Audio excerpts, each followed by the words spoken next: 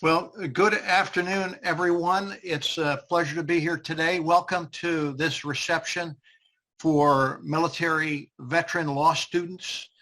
We have attending today RSVP'd about 100. We'll still have folks come in. We're about 58 right now. But it's great to have you here from dozens of law schools all around the country, different time zones. So good morning, good afternoon to all of you. My name is Chuck Pede. And I figure I'm the oldest and will be the oldest guy in the room throughout this, so I get the privilege of being your moderator today. I retired from the Army about 7 months ago, and my last job was as the Judge Advocate General. That's the senior uniformed lawyer in the Army. And probably the best part of my job was the privilege of hiring lawyers every year. And so I think as this reception kicks off, the idea of thinking about, as a military veteran law student, what opportunities are out there for you, everything from public service to private practice and everything in between, all points in between, is brilliant. And so the idea of hosting this reception for you is a brilliant idea from Holland and Knight. And in particular, we want to thank Nick Hasenfus and Brona Fay for organizing this event. We have a wonderful panel for you today to listen to. I'll just ask a couple questions, and hopefully the question and answer room will fill up with your questions. But these panelists are all working lawyers and military veterans. And so the beauty of this is that you get their insights on how they used their military service and military experiences to seek employment and to make their employment worthwhile. So without further ado, I'll do a couple admin points before we kick off with the first question. But what I'd like to do is just go around the panel and ask each of them to introduce themselves briefly. And I'll start with Nick Hasenfus. Nick, over to you. Hi, thanks, Chuck. Nick Hasenfus. I'm an attorney at Holland Knight's Boston office and a Marine Corps veteran. I'll pass it over to you, Chris. Chris Markham. I'm an assistant U.S. attorney here in Boston, also a Marine Corps veteran. Go to Ryan next. Thanks, Chris. Thanks, Nick and Chuck, for everybody for being here. Trinity and Alex, it's good to see you too. I'm Ryan Pavel. I am another Marine Corps veteran. Always, this is a problem when you get too many Marines in a room. So we'll see what kind of trouble we can get up to here. I worked in big law for a bit, and now I am the CEO of Warrior Scholar Project, which is a nonprofit, national nonprofit that helps enlisted veterans find their way to higher education. Over to you, Trinity. Hi guys, my name is Trinity Hatch. I'm a deputy district attorney in Oregon at the Washington County District Attorney's Office. We're right outside of Portland, Oregon, and I'm an Air Force veteran. Over to you, Alex. Thank you. I think I'm last but not least. My name's Alex. I'm currently a clerk with the U.S. Court of International Trade in New York City, and I am an Air Force veteran as well. Awesome. Thanks to all of our panel members. Just a couple admin points for the Zoom event. And the first and most important is that we ask for your questions. We've got a number that we can ask. I've got a number that I can ask the panelists for you, but really we're more interested in your interests and gaining your thoughts on what you can gain from these great public servants and private practitioners. So use the Q&A button that you see at the bottom of your screen, not the chat. The chat function is not available to you in this venue. So the Q&A is, so just enter your questions in the Q&A. You're also not able to unmute and ask your questions or raise your hand as you normally probably have experienced. So please just use the Q&A room. We'll monitor that. And if we don't get to your question, just type it again, and I'm sure I'll see it a second time. As I said up front, I wanted to thank Holland Knight and again Nick for organizing this event. And I'll start off with the first question, and I'm just going to open the question and answer room myself. And really, I think this can go to all the panel members. You don't have to go in any particular order. As we go along, I might identify a panel member I'd like to answer the question first, and then you can all jump in as it moves you. But really, I think the first question for the group today would be, how does your veterans experience, or how did you use your veterans experience to communicate or characterize your service in finding a job help you? Yeah, I'm happy to jump in so we can get this going. So I think a huge thing is if you're working in any sort of public service job, it is hugely beneficial to have served in the military and be able to talk about, why you served in the military. Because a huge question I know at this U.S. Attorney's Office and at almost every public service job is, why do you want to work in public service? Why do you want to come and work here?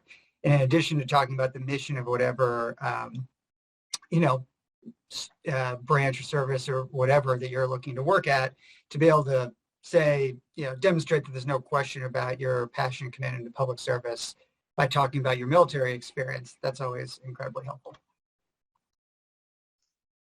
Yeah, I would jump in and say from the private sector, it's really nice to see someone with military experience and to sort of highlight all the soft skills that you've learned. Like, you've sent an email to superiors probably.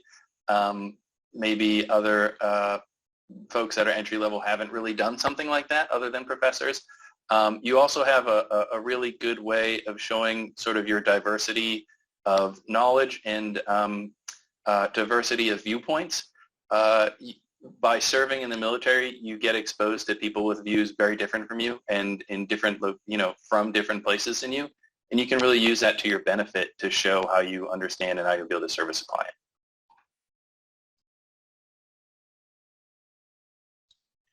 Anyone else want to? Let me punctuate that a little bit. Nick mentioned soft skills, things we don't often think about that you've gained in your service. Trinity or Alex or Ryan, can you think how you might have characterized that for your future employers? Sure. For me, I was a cybersecurity specialist, so it has nothing to do with the job I'm doing now. And in fact, I tell people all the time, I actually don't know much about computers anymore. I've kind of forgotten it all. So everything I told my employers was soft skills. So just like working with a diverse team, being able to take on leadership roles, and just like a life experience that a lot of younger students might not have. So I definitely try to use soft skills exclusively when talking about my veteran service. I'm happy to take that one next. So I was very, very differently. I was a public affairs officer. And so it's a lot of soft skills, a lot of writing. And I was actually in an interview with someone describing what I'd done working with senior leaders as a very junior person, writing press releases and talking points, working on international matters. And the interviewer said, do you realize how applicable your skills are to the job that you're doing? And so it was a nice kind of like real world validation that the things that we do, whether you were whatever level of your service, really does make an impact. And so it was nice to hear. And then I stole those talking points for the next interview about how applicable these skills were. Alex, that's such a wonderful point. I was thinking back to doing OCI, or UVA call it OGI, or whatever your law school calls it, right? When you're just cycling through interview after interview. My last interview was so different than my first, because you pick up on the things that, that worked well, that resonated, and you learn, more about yourself, not only about how to sell yourself, but also how to talk about your experience.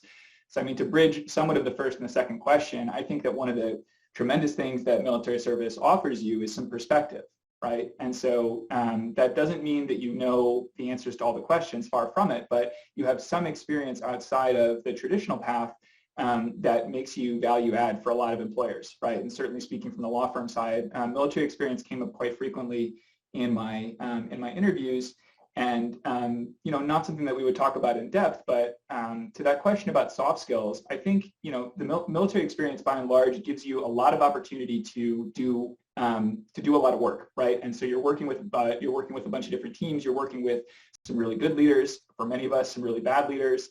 And so you have some experience of navigating, right, what it looks like to actually have to accomplish a mission in complex scenarios, right, and conflict resolution and all of those things. The perspective that a lot of veterans get, I think, is invaluable to a lot of employers because they're looking for people that are able to bring in different perspectives on legal matters before them. So I really encourage people to tease that out as they go through the interview process.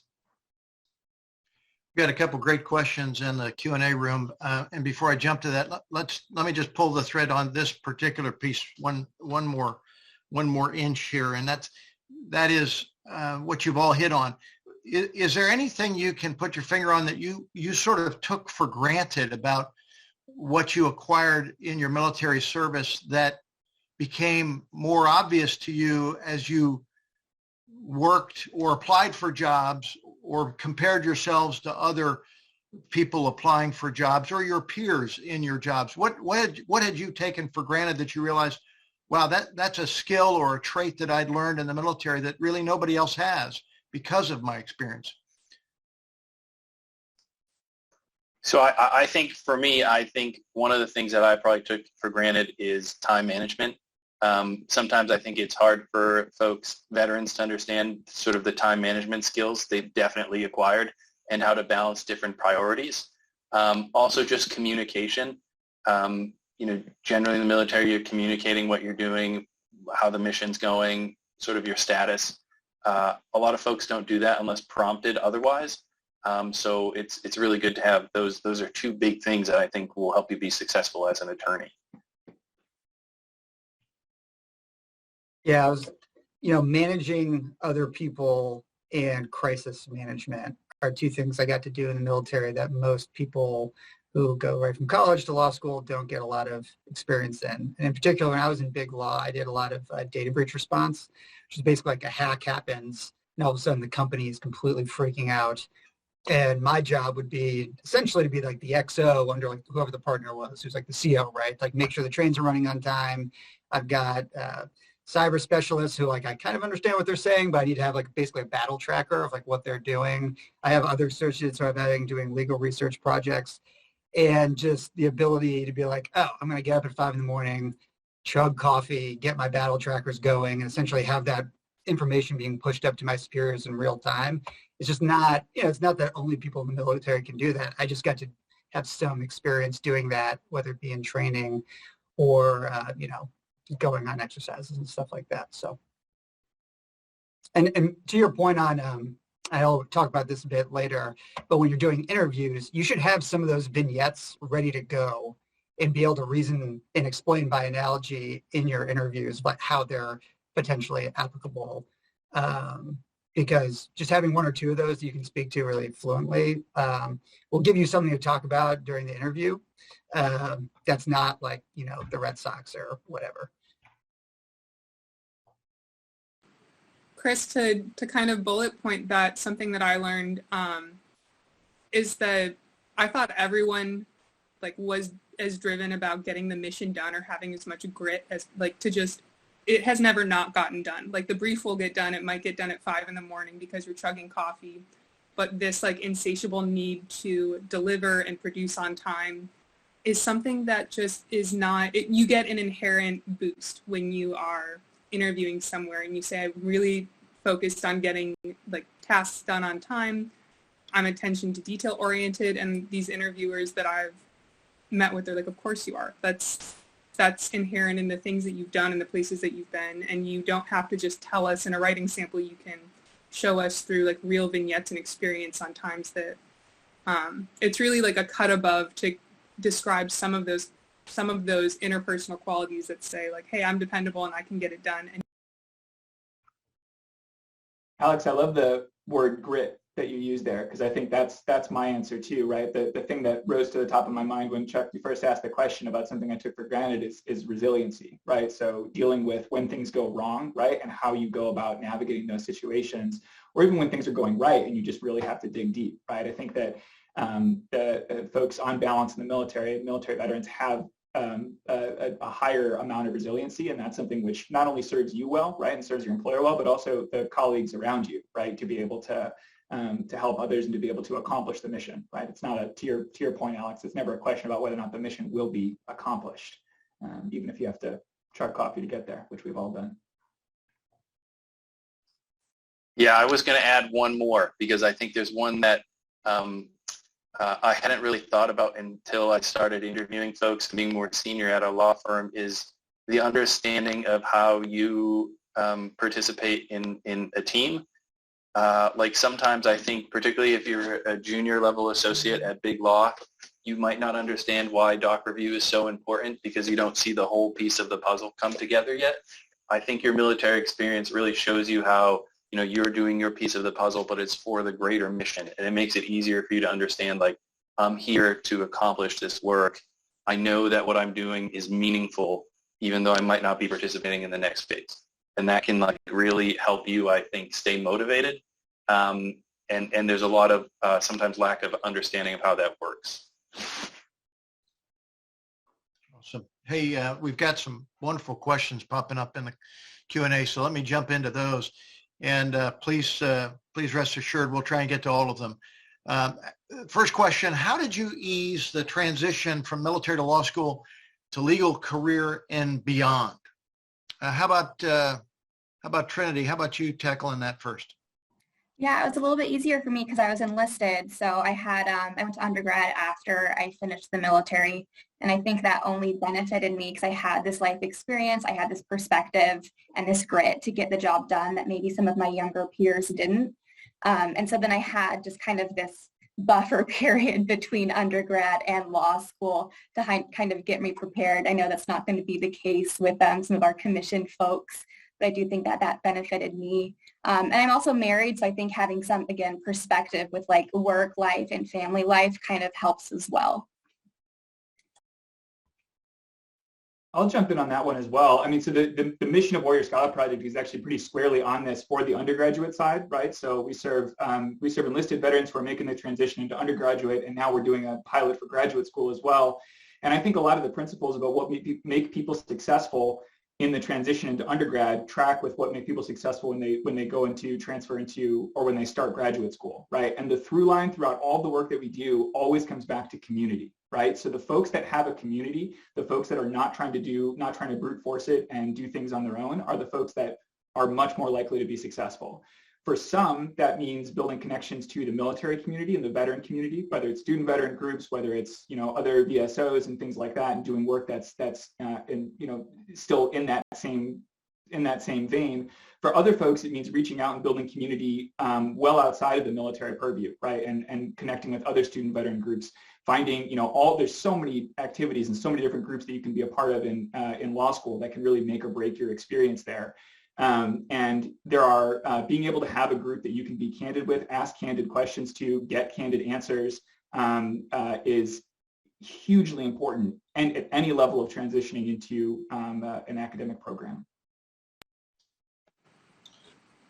There's a great question about disabilities. Can you speak to the pros and cons of sharing that you're a disabled vet during interviews? Some say it's helpful for firm diversity and also experience, but also con because of the implicit bias, since not everyone understands VA disability in comparison to other disability characterizations.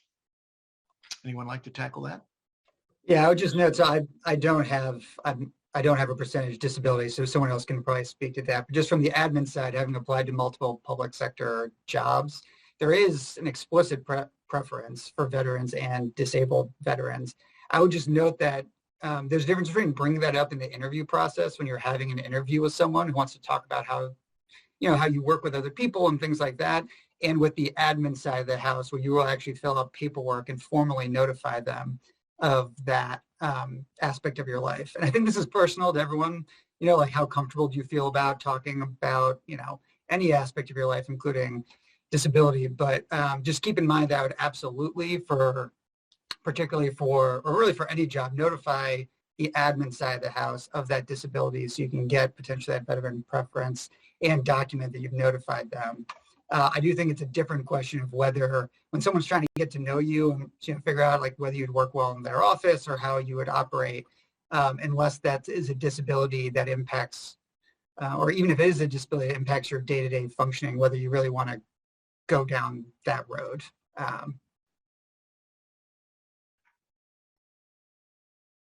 So I tend to agree. I think it's likely something you don't want to bring up unless it's a big part of your brand. So when I talk to folks about sort of applying for jobs, I think you need to be true to your brand and what you're bringing as a person and an employee. So I think if overcoming a disability is a big part of sort of who you are and how you made yourself successful, I think it's okay to bring it up in conversation. But keep in mind that you might not be interviewing with someone that is a veteran.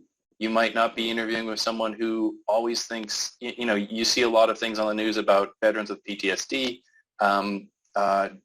doing things that aren't great or committing suicide. Some folks, that's all they're really thinking about when they hear veterans disability. They might not really understand what's going on. So I think you need to approach it with some sensitivity, but sort of be true to your brand and what you want to represent that you're bringing to the table. Just my personal experience with it. So I'm a disabled veteran, and my disability manifested while I was in law school. And so I was in an interesting position about having to message that to my employer after I had worked for them for one summer, and then needing a whole suite of accommodations. Long story short, for me, I can't type for extended periods of time, so I have to rely on dictation software. That was, it sounds like a simple fix, but it's actually kind of involved. And I talked before about the value of perspective. One of the things with a physical disability and needing physical accommodations is it's a humbling experience, and it was quite a task to go through that in law school. And so being able to articulate and talk about that in terms of the perspective that I'm gaining and sort of how I still, in some ways, Nick makes a good point, making a decision about whether or not this is part of your brand, right? So whether or not it's something you want to vocalize, to the extent that you do, thinking about how are you, using that to be able to build up your qualities to actually be an excellent employee, right? There's a way to be able to message that and to be able to own the messaging for it. I think there's also differentiation for things on the mental health side, right? I mean, I also think that there's certainly a stigma for that. And if the question is about countering implicit bias, implicit bias is, by nature implicit and is this insidious thing. It's hard to counter that. So people are going to have their biases. And so I would be mindful of how you're talking about it. And again, trying to find those opportunities about why you still are an excellent candidate for an individual position, despite or maybe because of those disabilities. Okay, thank you. We've got a question from a current Navy JAG and a serving JAG, and he's currently in school, receiving an advanced degree, but is wondering how employers look at JAGs entering the civilian workforce around the 12-year mark. How about retired JAGs, for example? That's not from me. This question isn't from me. Any general advice for JAGs entering the civilian workforce, both private and public practice? I think I'm the only judge advocate on here, so I'm probably the one to answer that. So yeah, I was a civil affairs officer and a judge advocate during two different portions of my career. But for the judge advocates, I do think it's something you should be cognizant of. And I was told this while I was on active duty, that at a certain point in your career, if you're trying to transition to big law, and I think other big law associates would tell you this as well, you can sort of age out of where you're useful to them for what they want out of you. Like a young big law associate, they kind of want someone who's young and cheap and who they can have do the doc review and kind of grind their first few years and then use them as a mid-level associate if they decide to keep them around to have greater and greater responsibility. And if you come to them when you've already done, say, 20 years in the military and you're retired, you're going to have a very tight story about why you want to transition, what you'd be willing to transition as. So, and this is specifically for big law, like if you're trying to go into big law, why you'd be willing to become an associate, and that you're excited about a new chapter in your life where you understand you're going to be lower down in the totem pole. I know I had a problem with that even coming out after, I was a prosecutor for 3 years and a SAUSA for 3 years on active duty.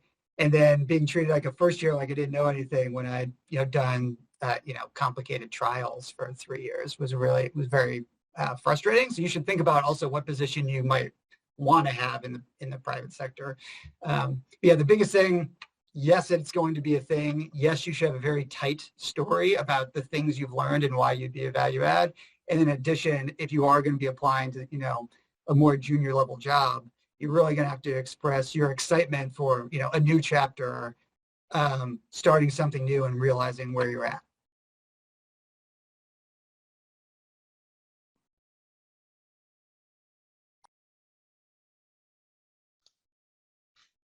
Okay, this is to the entire panel. And sorry, just for this one person, if you want to email me, I actually knew a full bird colonel who was a military judge who then joined us at Jones Day when I was there as an associate. So if you email me, I can probably put you in touch with that person. He can maybe give you some better specific advice. Thank you, Chris. Did any of you have notable difficulties connecting with non-veteran lawyers as you entered the workforce? I would say, so I would say when interviewing to enter the workforce, I certainly had some difficulties. So I got out of the Marine Corps in August 2010, started undergrad September. I finished undergrad in 2 years and then went to law school. So my big law OCIs were like 3 years out. So I was like, sitting at the position of attention, like my hands really straight. And people, if you do that, people are going to think you're like a freaking weirdo. They're going to think that you're nervous, that you don't know how to act. So like the things I thought I was doing that were like super respectful and like, yeah, of course you talk to like a higher ranker and staff NCO or officer, people aren't going to really understand that. So I think you just need to like think about what would be the social norm in the situation and not sort of how you would talk to General Pede while he was in. Like we've been calling him Chuck now, probably still should be calling him General Pede, but that's okay. And then I think the other thing you should be really, really mindful of is like, what does your resume say? And like, so I always try to say like, would my mom understand it, right? Like my mom's smart, didn't go to college and isn't a veteran. If she read my resume, would she know what 1,000 acronyms I have on that about my military experience mean? Sometimes veterans don't know what your acronyms mean. So just make sure you know like what you're trying to get across and who your audience is. It's probably not a veteran.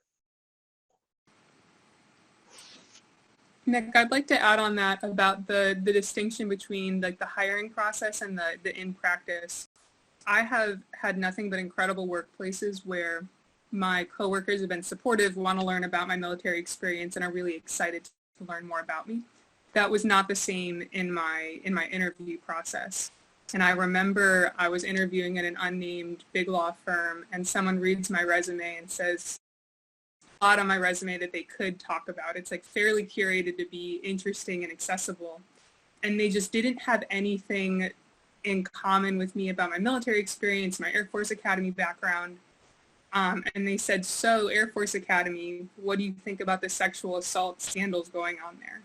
And, taking as a given, it's never appropriate to talk to someone about their stance on sexual assault in an interview process. That was the only thing that they could think of that they had in common with me is that, oh, I've heard this headline about the Air Force Academy.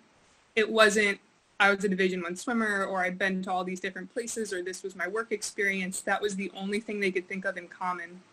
And I chose not to pursue that firm any further. But the takeaway that I had is that I just really needed to do a better job owning my story and to highlight things that they could talk about early on and just really kind of spoon feed that brand that said, hi, my name's Alex, this is my experience, let me give you like a nice little kernel that you can latch onto and really highlight something that they could sink their teeth into early on, because if left to their own devices, people with no military experience can kind of go off the rails. Alex, thanks. Yeah, there's a great question that continues to pull the thread you and Nick just talked about. So it asks, can you talk more about building your brand? How should one pick the right things to speak about or the right things to include?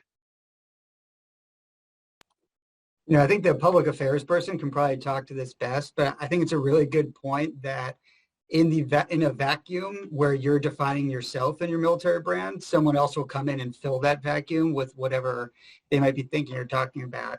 And my interview process, similarly, I was asked about sexual assault in the military. I was asked whether I'd ever shot someone. It was just so inappropriate and bizarre. And these are from big law firms that literally do sort of employment law work for a living. And I don't think any of it was mean-spirited. It was just so dumb.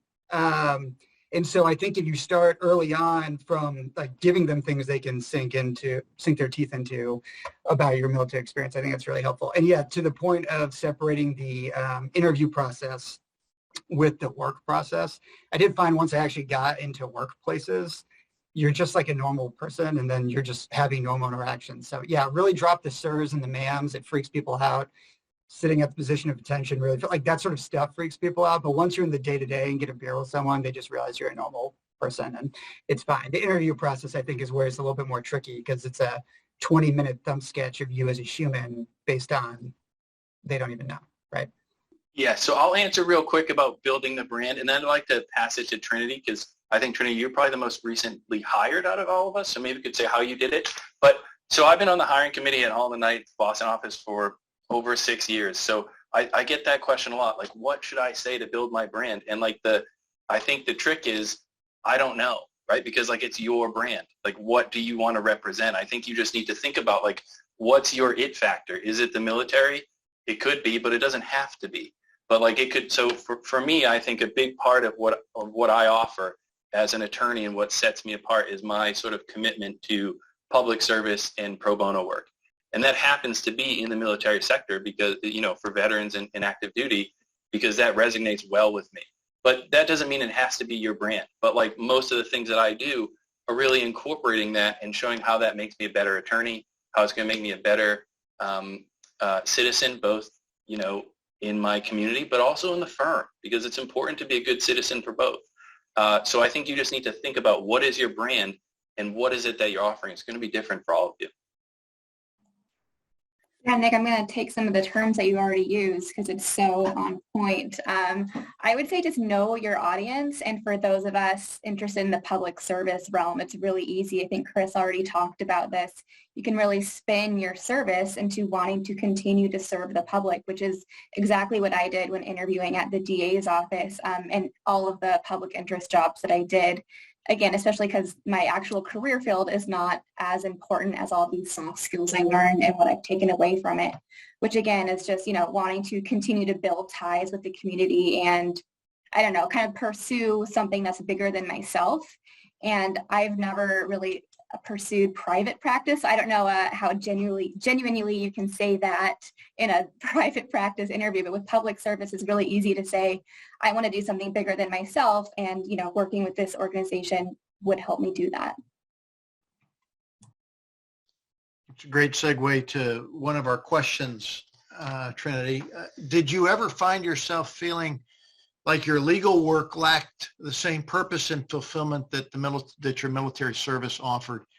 And if so, how did you reframe the issues to mentally adjust? Great question. See, Ryan, you left big law to go do something highly meaningful. Let's let you take this first. Yeah, I was going to say, I feel like everyone that worked at Big Law has laughed at that question, but go ahead, Ryan. Yeah. So, I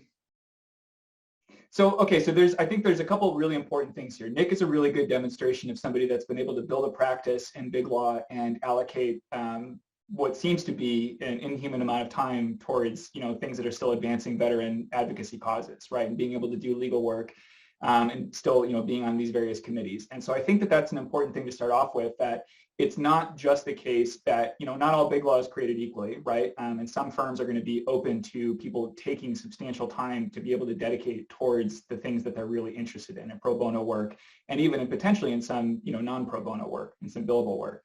I had a very small version of that. I've been interested in the military community and veteran support for a long time, and so I had a few pro bono cases on disability discharge upgrades and VA appeals and these things. And there's a lot of work to be done in that way, right? So that's one, I think, easy thing, is that in terms of pro bono work, And there are some, great national organizations, NVLSP and that sort of thing, that can help be the bridge for attorneys or firms that don't yet have that type of work coming in.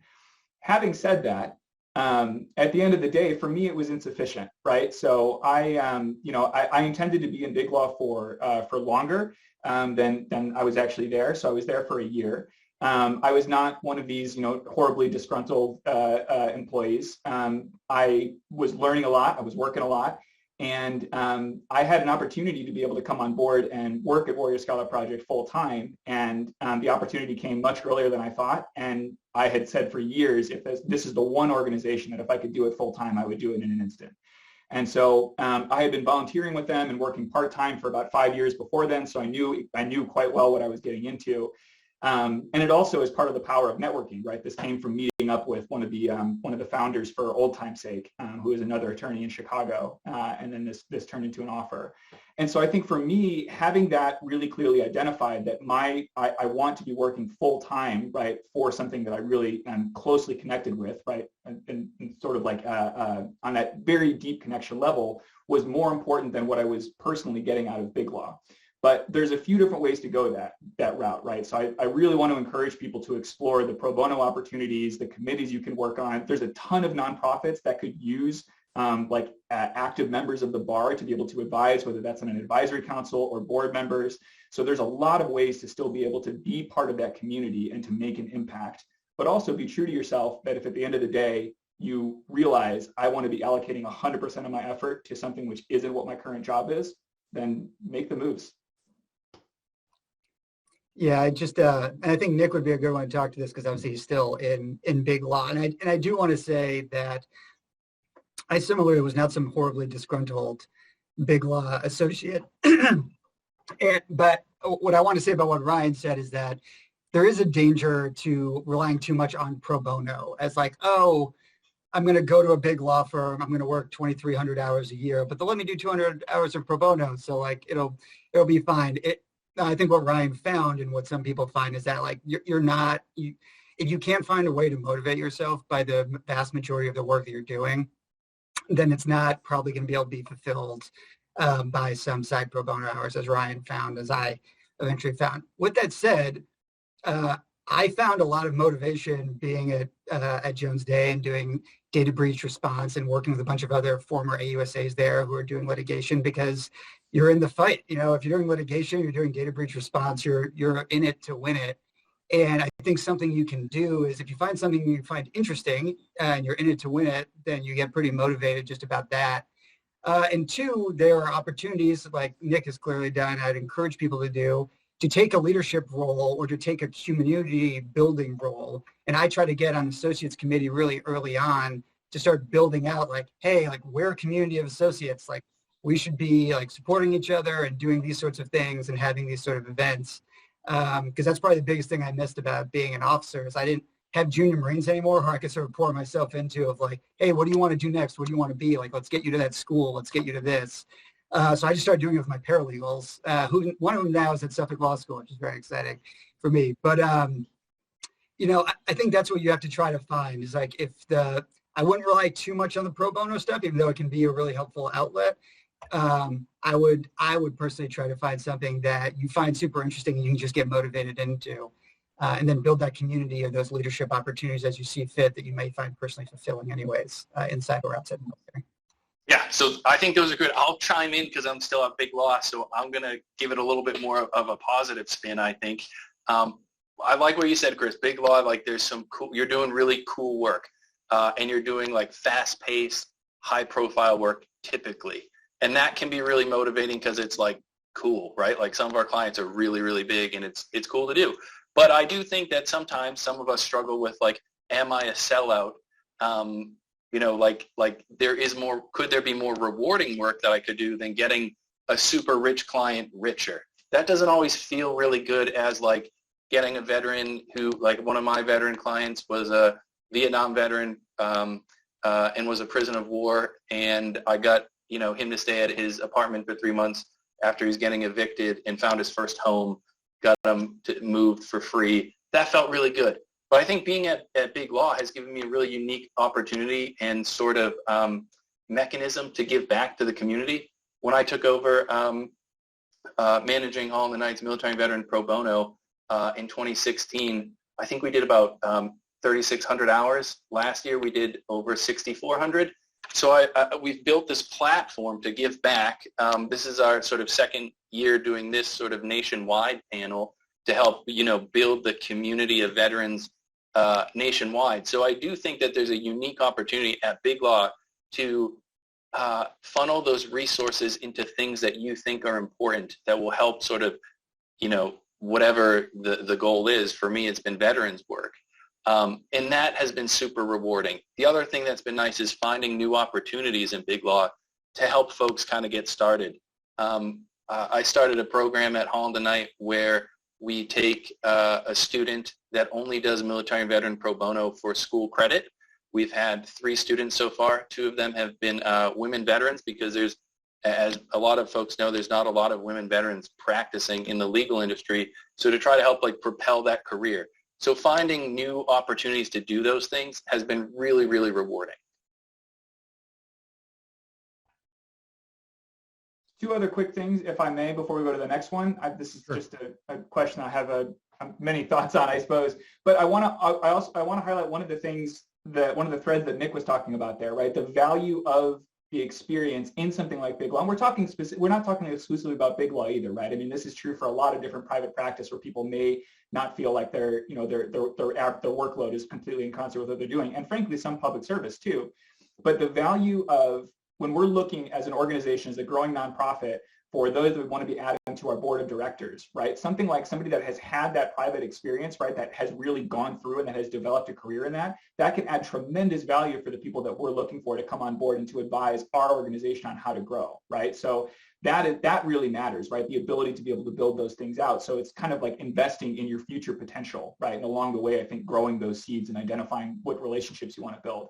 The second thing is, there isn't a day that goes by, right, that I don't channel in some ways the legal experience and the legal training, right, to include things that I learned in that time in Big Law. So it can be prepping the stage for you to be even more effective if you do at some point, again, decide at this point I need to be able to make a jump to something which is more in concert with, who I am or what I really want to be doing. So don't undersell that. Thanks, Ryan. Hey, I'm going to ask a 2-part question now, so you got to take notes. So I'll start with Alex and Trinity, and then if anybody else wants to tackle it. There's that old saying, I wish I didn't know now what I didn't know then, which is an interesting way of looking at some things in life as you experience it. But the reverse of that for one of you, for example, is what do you wish, or what do you know now? What do you know now that you wish you'd known as a law student that can help the folks listening today? So that's question 1. Question 2 is, for online interviews, which is very common now, whether it's over the phone or through this kind of medium, what recommendations do you have for our law students listening today? Alex, why don't we start with you? Great. This is unfortunately my situation is that I went into the military. I was an officer in the Air Force. I was actually still on terminal leave when I started law school for the first semester, and so there was no period of transition. I was really in the law school hustle, and I was very unhappy because I had really lost that sense of mission. It was very individualized. Everything was so competitive, and I was just very lost and was like, is this even the right career for me, that it's so competitive and combative and there's no mentorship or help here. And I inadvertently found kind of a community with my fellow veterans at the law school, the veterans community in Boston. And what I started doing accidentally was just reaching out to veterans at different firms to say, hi, I'm a new lawyer. Can you just teach me what it means to be, what is litigation? I need to start critically thinking about my life, because that's I'm at the point where I need to start making important decisions. And so my first level of networking was just, hi, who are you? What do you do? What does that mean? What does a day in the life look like for you? And over the years, I got to meet people repeat times, and the relationship was as a mentor, but also I was gaining really really, really important information about the firms, the culture of the firm, what I like being there. And so by the time I got to the OCI process and the time that would get to make a decision, I had a ton of really intimate knowledge about what I wanted to do, a very clear purpose on why I wanted to do it, why I would be a good fit in the firm. And it really started from this need for me to find like my place in the community. And as soon as I started reaching out and branching out, my grades got better. I was more happy in my studies and just really felt my place connecting with a broader sense of community, which is why I'm so deeply passionate about the work that Nick does. And also I'm really excited, Ryan, to hear this like kind of thread of community and relationship building, because I accidentally kind of backdoored my way into this.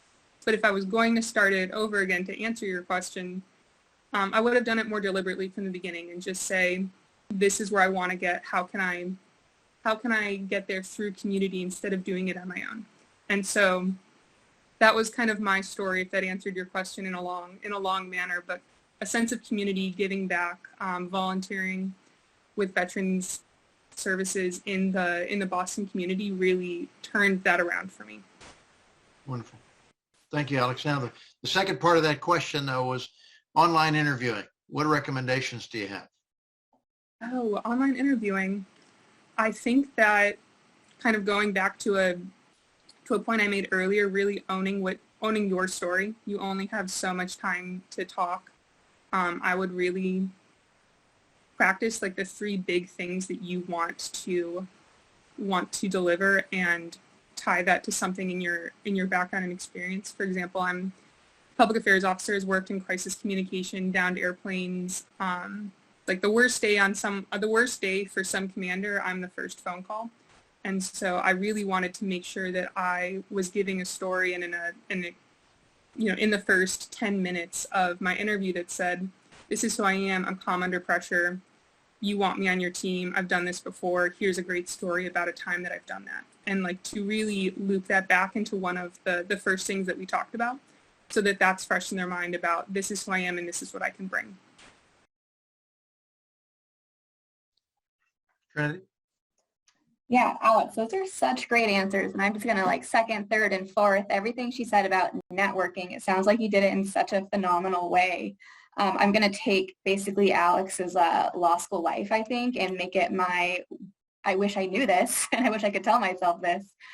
Curate your experiences to things that you are actually interested in, actually kind of want to build a brand about. We kind of talked about that earlier. How do you build a brand? Just, I don't know, focus on things that you're actually interested in. Just because you can be in all these clubs and be the president of all these clubs and be on law review and do this extracurricular stuff doesn't mean you have to. Just do things that you really are passionate about and want to actually focus on. And I think that would shine through in your resume and then your interviews if you're actually doing things that you want to be doing and not doing things just because it's a great bullet point on your resume. As far as online interviews, I would say treat it like a regular interview, but just make sure you have a better background behind you. I mean, you'll want to dress the part. You'll want to be ready with all those regular questions. Yeah, I don't know. I think that's what I would do, or that's what I have been doing as well. Excellent. Thank you, Trinity. Anyone else want to tackle one or both of those questions?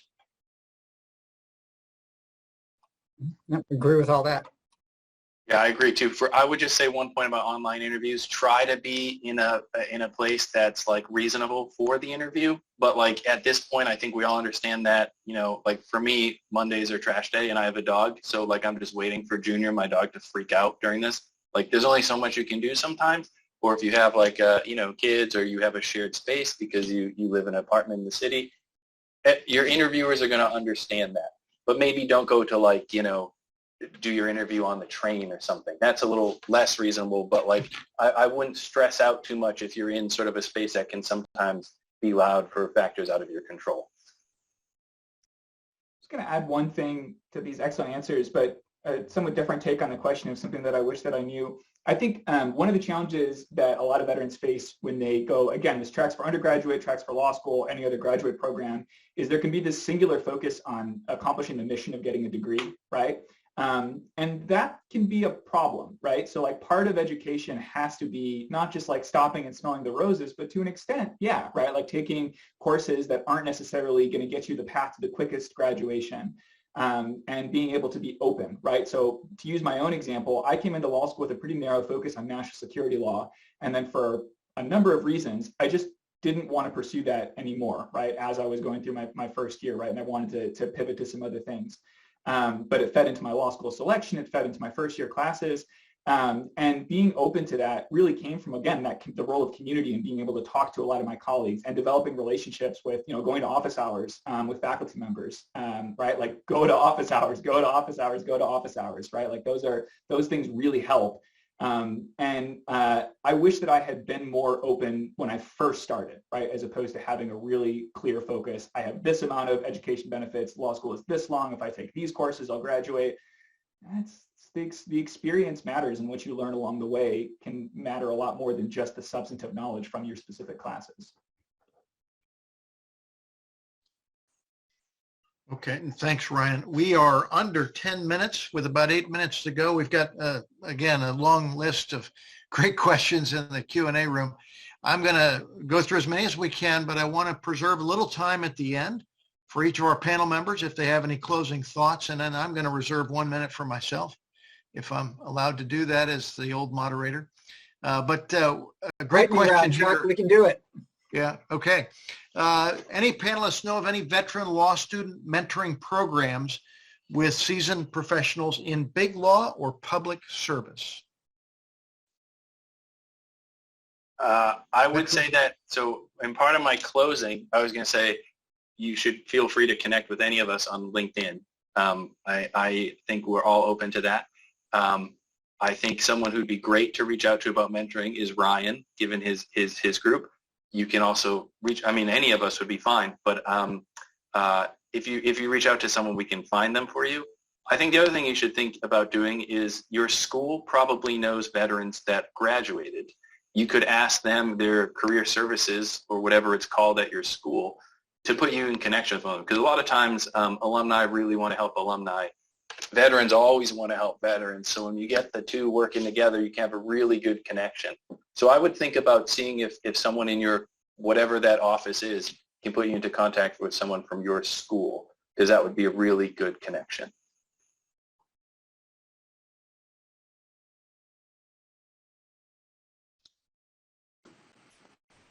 Excellent. Yeah, Nick, just to double back on that, my takeaway, my last takeaway is just to not be afraid to ask for help. Any one of us on the panel are happy to assist moving forward. And if anyone had ever reached out to me through the firm website, the Boston University website, I would have been happy to drop everything and help give them the advice that they need or connect them with someone. So the veteran network is very powerful. You don't be afraid to just send an email into the wild and hope for the best, because it'll usually work out for you. Thank you, Alex. I'm going to ask another question here, but I've got to shout out to Beth Kubala, who's up at Syracuse as one of the great faculty members up in Syracuse. So Beth, thanks for attending today and shaping the next generation of lawyers out there for all of us. Great question for our enlisted panel members. What are some of the things you wish you'd known or done as an undergraduate student veteran applying and transitioning to law school?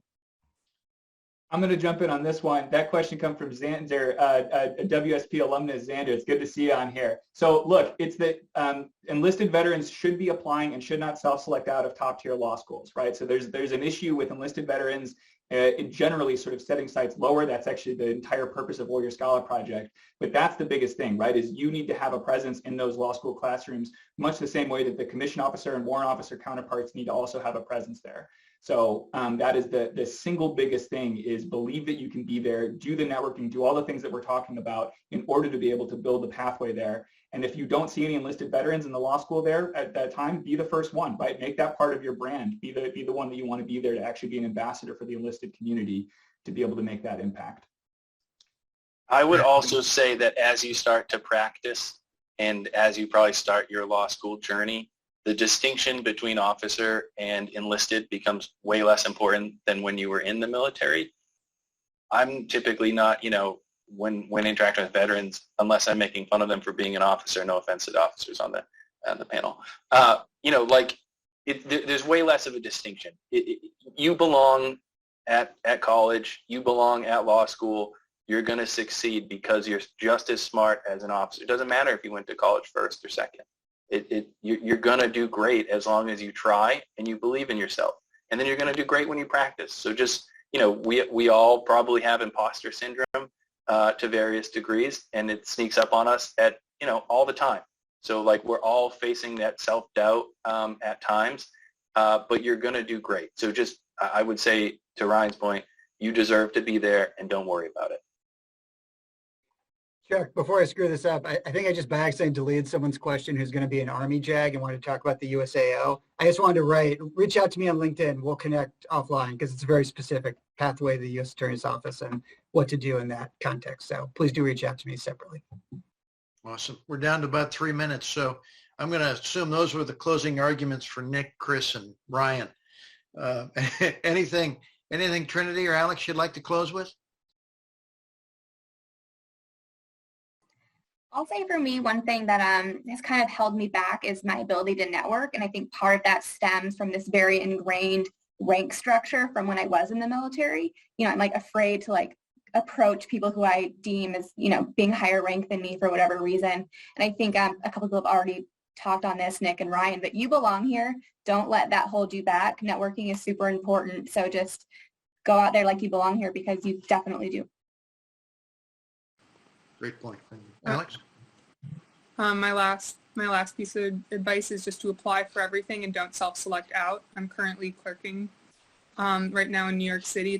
I'm not at a T14 law school. I didn't think I had a chance, but something in my military resume resonated with the judge, and she wanted those particular characteristics. And so I'm really living the dream, having like the best time and the best job. And if I had those doubts and not even put it in an application, I wouldn't be here. Great, Alex. Thank you. And so we're just about at time. So let me another shout out to all of our panel members. I'm just going to presume there's a chorus of applause right now from all the folks attending. So thanks to each of you for sharing your afternoons, for sharing your insights and all of your experience. And trying to make a difference for all of our military veterans who are now or thinking about law school or in law school. I'll close with this thought, and it echoes, I couldn't help but hear Nick talk about the imposter syndrome.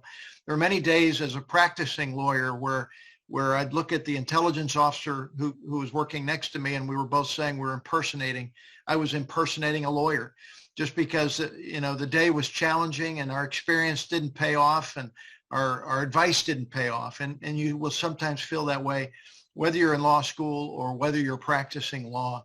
And it's true with rank structure.